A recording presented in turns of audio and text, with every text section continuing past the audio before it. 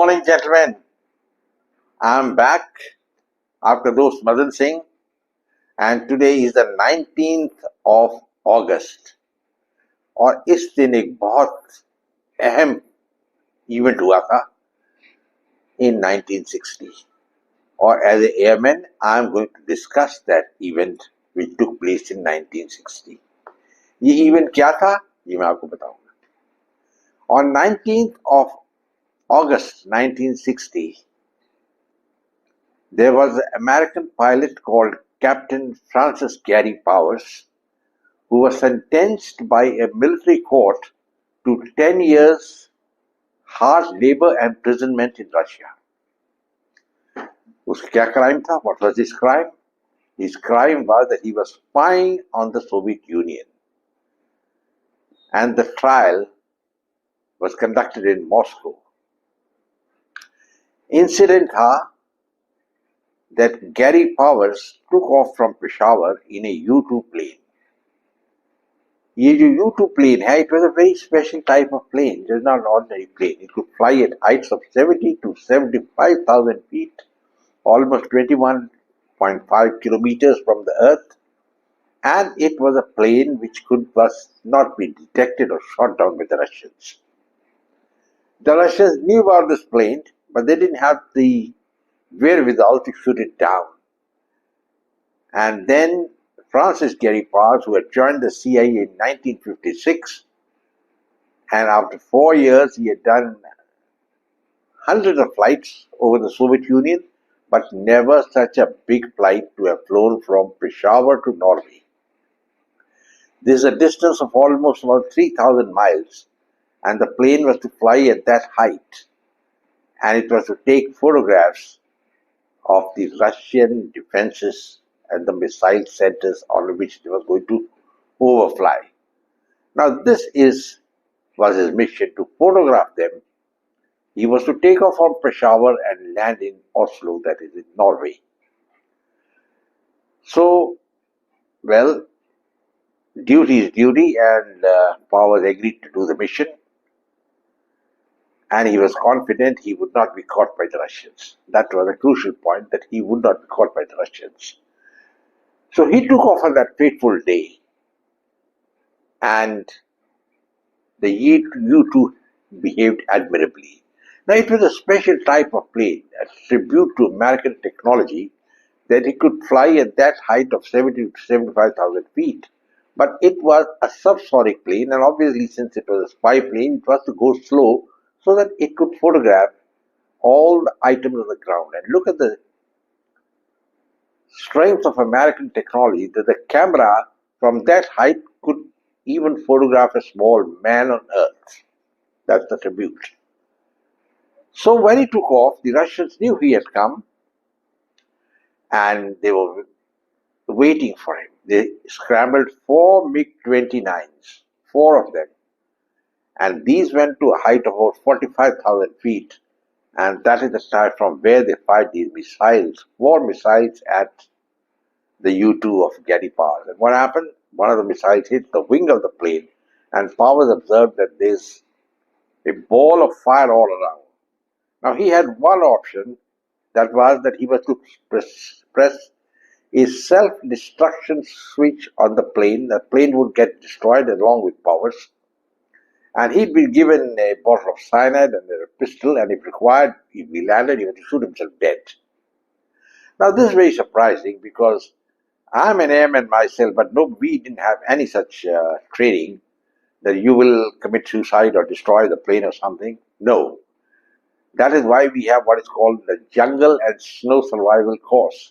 I've done that course, the GNSW, and that teaches you how to survive if you crash land in enemy territory.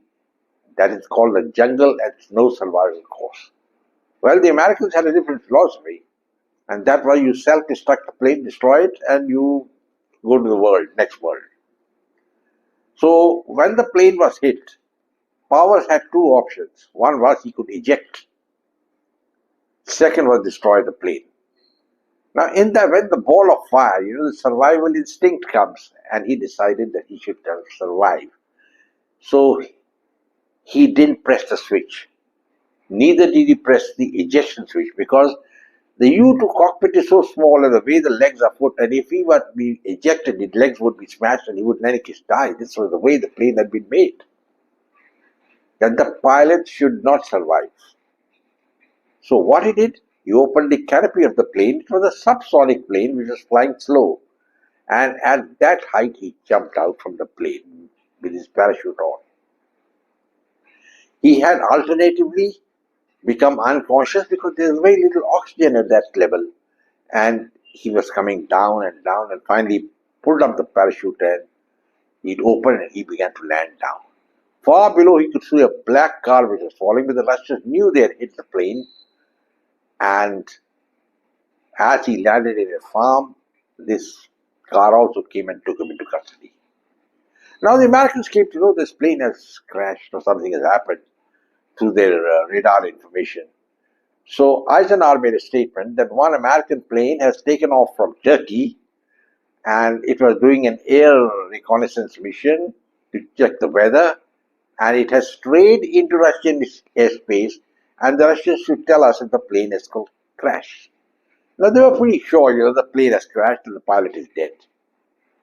General Eisenhower at that time, the World War II Supreme Commander of the Allied Forces, was the President of the USA at that time. Nikita Khrushchev quiet for 1 day, 2 days, and next day he announced that Eisenhower is a liar. He says the plane has crashed in Russia. The camera is intact. We have taken custody of it. And the pilot, Francis Gary Powers, is alive and is in our custody. This was a shock to the Americans, including General Eisenhower. And he didn't know what the hell to do at that stage initially. But then he made some brave statements. He said that it is our duty to spy over the enemy. At the same time, he offered what is called an open sky program. He said, let's open the skies to both the countries so that we can keep on flying, which of course was just a ruse and the Russians rejected it. And Francis Gary Powers was put on trial in Moscow. Now in the trial, he turned turtle. Turtle means he turned a renegade. He began to blame the Americans for everything. And he gave all the secrets how the CIA was operating these flights over Russia. And the world watched in awe and anger that this is the Americans who were doing such things. Eisenhower was greatly in the dock, and I think he was under pressure from all over the world because nobody liked what happened. And then the trial continued, and after the trial was over, Gary Powers was sentenced to 10 years in prison, 3 years in a Russian normal prison, and 7 years hard labor. It was a very tough sentence, but lenient sentence. Why? Because Gary Powers had cooperated with the Russians. He gave everything about the CIA to them. Otherwise, he had been told that if you don't do it, in the trial, we are going to get you shot within 48 hours. During the trial, he could see from the corner of his eye his wife and son sitting in among the visitors because the Russians allowed them to come to Moscow, but he couldn't talk to them and they couldn't talk to him. The Americans now declared Powers a traitor. Many Americans felt that he should have pressed the self-destruction switch of the plane and destroyed the plane. And in addition, he should have either shot himself or taken cyanide, which was given to him. This was the American way of thinking. As I told you, this is not the Indian way of thinking. We don't do anything like that. But sadly, Powers was being branded as a traitor when he was being tried in Moscow. I thought he was a great hero because in this predicament Powers was in, there was nothing else he could do other than this. Could he do anything else? He couldn't sign his own death warrant and say, okay, sir, I'm going to the next world. You don't do such things. So, gentlemen, Francis Gary Powers went to prison and the Americans were pretty angry. But then times changed. Eisenhower went away as president, and the next man who came was John Kennedy. Now, he was an officer in the American Navy and fought in battle during the Pacific campaign against Japan. And he realized that Powers actually was a very brave man to have flown so much, so deep into Russian territory, carried out the duties of the American intelligence, the CIA. So he was exonerated. He was given the CIA medal, and the Americans put pressure on the Russians to release him.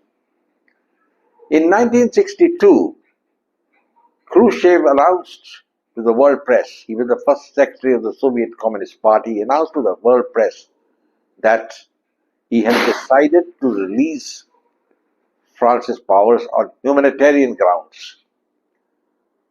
This was another blow.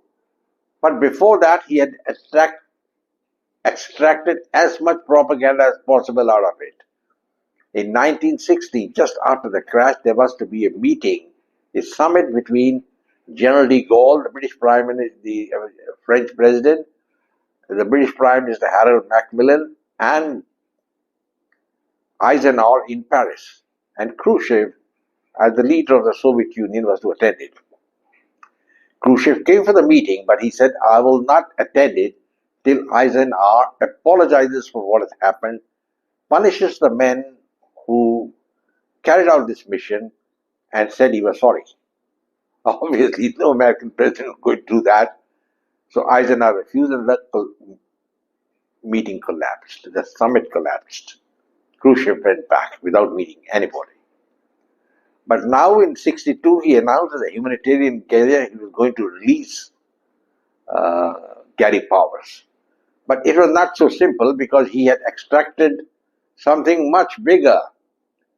He had put pressure on the Americans that he would give them Gary Powers only if Colonel Rudolph Abel, the master spy being in prison in America for having stolen the nuclear secrets, is released.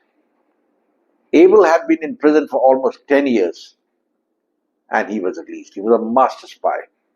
And there was a famous exchange of spies carried out in Germany. Now, a word about Colonel Abel. He was going to be sentenced to death for being a spy against the United States. But the judge who was hearing the case made a very significant observation. He said, I'm going to spare the life of Colonel Abel, because who knows, tomorrow there could be a similar spy of ours in Russia, and at that stage there could be an exchange. Look at the foresight of the judge. He was given life imprisonment, and now that exchange was carried out. Rudolph Abel was handed over to the Russians, and Gary Powers back to the Americans. But now Gary Powers had been exonerated, but he was no longer in the CIA, and in 1972, still flying, he died in a helicopter crash when he was doing crop spraying. It's a very sad end, but he was given honor by the Americans, rehabilitated, and as a war hero, he was buried at Arlington. His body was buried in Arlington. Gentlemen, this is a small video I wanted to make about a man who did duty as an airman. I was an airman myself. I can understand what Powers went through. I think he was a brave man, a very brave man. And all credit to the Russians that they didn't execute him and they didn't torture him. Nothing but that. He was treated honorably as an officer of the United States Air Force. Well, gentlemen, I think that's all I have to say. If you like my video, please share it with your friends. I look forward to more interaction with you. In the meanwhile, I'll say goodbye, God bless, take care, and please subscribe to my channel. I repeat that. I don't mention it every time, but I think you all must support me. And I will close by saying, Jai Hind.